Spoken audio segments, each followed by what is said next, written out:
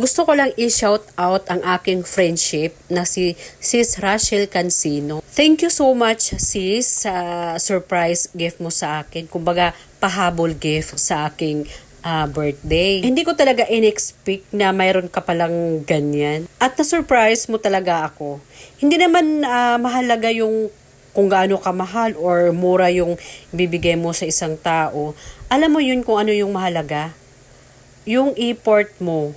Yun talaga ang mahalaga na, alam mo yun, sa simpleng paraan ay nag-effort ka. At napasaya mo talaga ako doon kasi hindi ko naman talaga ina-expect yun. At hindi lang talaga ako ang napasaya mo.